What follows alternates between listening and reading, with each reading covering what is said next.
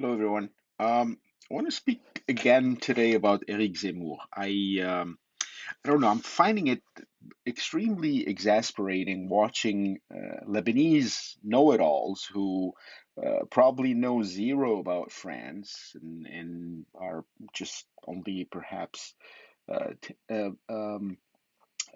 very tangentially familiar with French history, contemporary French culture, the metastasizing Islamization of French neighborhoods, and the muzzling of the average Frenchman in the face of what looks like the transformation of their country.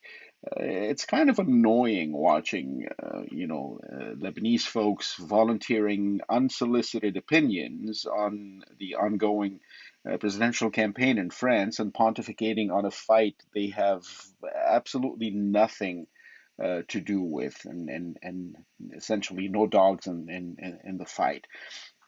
And of note in this is the kind of language that some Lebanese, et de quoi je me mêle anyway, but some Lebanese have used in reference to one candidate in particular, Eric Zemmour, whose popularity is rising among average Frenchmen who are, for good or bad reason, agree or disagree, but a good chunk of French society is dissatisfied with the failing French social system and ailing open borders policy and out of control immigration, and overall what they see as ceding French sovereignty and society to a nihilistic anti-sovereignist state of being. And Zemmour is not the only one who's talking about this. I mean, very respected public intellectual and social philosopher Michel Onfray speaks a great deal about this as well. Now, he doesn't, his prognoses are not similar to Zemmour's, and he disagrees with him on a number of issues. But the diagnosis is correct, and Zemmour's diagnosis is spot on. Uh, the reason why I'm talking about this is because a Lebanese entertainer who's a total unknown to me, I must admit, she calls herself an old Lebanese singer. Now, I'm old and I'm Lebanese and I used to be a singer, but I've never heard of this lady. But at any rate, this old Lebanese singer recently posted on Twitter commenting on Eric Zemmour, calling him a guignol in French, essentially a moron or a buffoon. Now, Zemmour is, by the way, and again, agree or disagree with him, he's a widely read, highly cultured man of great erudition, a brilliant political journalist and charismatic debater who brings a wide world of references to his writing and wields an immense reservoir of literary, historical, and political knowledge. Um, but for reasons known only to this old Lebanese singer, Zemmour is a buffoon. She later, this same lady, refers to him as Monsieur Brasseur de haine, Mr. Purveyor of Hate, essentially aping in her lazy commentary, boring language now common among political journalists in France, describing a guy who has recently entered the field unexpectedly from left field, and is messing things up essentially, trying to set the record straight. And trying to deal with issues that traditional French politicians for almost half a century have eluded. Um, but that's how it is in traditional politics as usual, I suppose.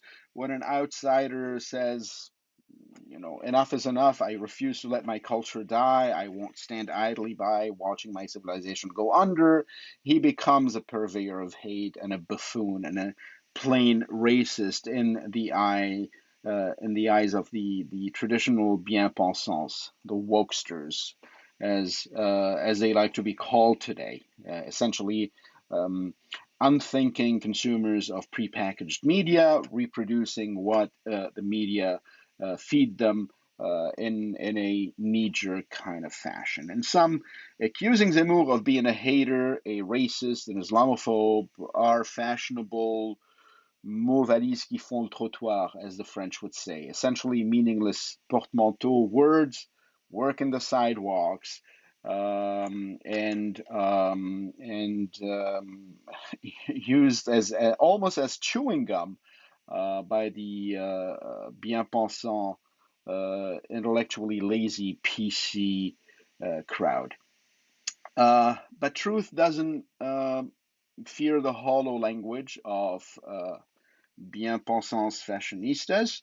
So Zemmour, in a sense, is a retour du refoulé, as the French say. He's the return or the vengeance of the repressed. Nature, as you know, abhors a vacuum. The woke universe is a vacuum. Zemmour is filling that vacuum. It's that simple. Some have tried to cancel Zemmour, as is fashionable today in the safe spaces of watch out, I'm easily offended. But with each attempt at muzzling him, Zemmour seems to be gaining in popularity, rising above traditional politicians in opinion polls. Today, he's in a dead heat statistically with the candidate of the far right, Marine Le Pen, and the candidate of the centrist right, if you will, Valérie Pécresse. What are the reasons for the vilification of Zemmour? Put very simply, or simplistically, if you will, it's his love of what he terms Judeo-Christian France. His wanting to protect this France, its history, what he considers the spawn of Christendom, not Islam. So he's fighting against what he perceives is the ongoing Islamization of France, and he wishes, in his words, to transmit historical France to his children and to future generations. Ultimately, a civilization dies when it begins getting cold feet about its history and its accomplishments, its horrors and its masterpieces alike. Civilization dies when it becomes wary of loving itself, hesitant about loving itself, hesitant about bragging about itself, its history, about wishing to perpetuate itself and its history, and wanting to teach and transmit uh, itself and its history to future generations. But I suppose Zemmour couldn't care less if his valorization of his culture translates in the eyes of the wokesters into hating the cultures of others. He does not. Having false accusations hurled at you by imbeciles is what Victor Hugo calls the life story of any man who has dared to do a great deed. Um, it is, as Hugo writes in Choses Vues, a collection of sort of contemplations on contemporaneous France. He writes, um, having false accusations hurled at you is the cloud that rustles around and obscures all that glitters. Truth attracts enemies, he says, the same way the light pulls in its direction moths and fruit flies, end quote. To be deemed an idiot, essentially, in the eyes of an imbecile, is a guilty pleasure well worth the gourmet's fine palate. And that's essentially that summarizes the knee-jerk reactions to Zemmour. And some, again, love him or hate him. Zemmour is a thinker outside the norms. He is an unconventional thinker. He is a thinker, whichever way you choose to look at him. He is réfléchi, as the French say. He is an outsider, an extramural in an increasingly insular, normative intellectual universe where if you don't color within the preordained set of lines, you become the devil himself. Um, Zemmour is a man who brings He not only does not color inside the lines, but he brings new colors to old stale pictures. He displays them with his own fresh, bold, perhaps uncomfortable, bold nuance. But at least he does not purr, and he does not replay, and he doesn't rechew prepackaged PC orthodoxies. Um, Condescending, patronizing, infantilizing elites and their media organs uh, consider themselves the adults in the room. They pontificate to the rest of us mortals what is good and what is bad, what is the camp of virtue and what is the camp of evil, and we had better conform to what they say, or we get canceled. That's essentially what wokeism is. It is Big Brother. It is Daddy Knows Best. It is a universe of groupthink choreographed by a class of thinkers telling you, let us do the thinking, buddy, and you just do the listening and the obeying. That is ultimately what totalitarianism is. Um, a sort of conformism that in our day earns you cancellation if you dare question it, reject it, swim against it. And this is applicable in every aspect of public life today, in the workplace, in the media, in the academy, on the streets. Imagine waving a Trump 2024 flag in your neighborhood, for instance, or for that matter, on your college quad, and see what happens. Do it and let me know. In some, it is insufferable for the conformist to fathom the possibility of someone or some groups of someone's not sharing their own groupthink.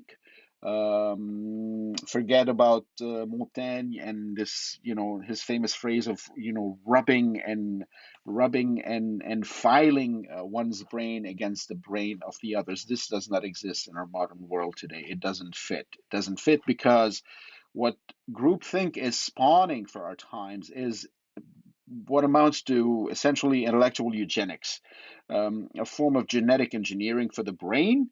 And we're all familiar with genetic disorders caused by inbreeding and consanguinity. Um, but let us keep in mind that liberty is a fundamental instinct. It is not a principle. It's a human instinct, and it is more so in the case of France. A quick reminder that the motto of the French Republic is Liberté, Égalité, Fraternité, liberty, fraternity, and equality. And note that liberty comes before fraternity and equality. Um, all totalitarian systems have attempted to stamp out this liberty, man's natural tendency towards liberty. They all failed. They all failed because, believe it or not, despite what 1984 says, war is not peace, slavery is not freedom, and ignorance is not strength. By the same token, Zemmour speaking truth to falsehood is not buffoonery. It is not purveyance of hate. Conformism is not a virtue. But freedom has a price, and this sort of static is going to um, keep surrounding Zemmour and anyone who dares to be a nonconformist, anyone who dares to be like him, basically. The price um, of this nonconformism is, of course, cancel culture. It's the smearing of people's reputations. It's dismissing them with one word jingles, racist or hater, Nazi or chauvinist or supremacist or what have you. But reason ought to trump and sap these sorts of mental pollutions. Again, disagree with Zemmour or anyone for that matter, but debate and debunk their ideas with fact, not ad hominem scatology. That's all I wanted to say today. Wanted it to be only 10 minutes. I'm sorry, went over a little bit. Um, Enjoy the rest of your day. Ciao.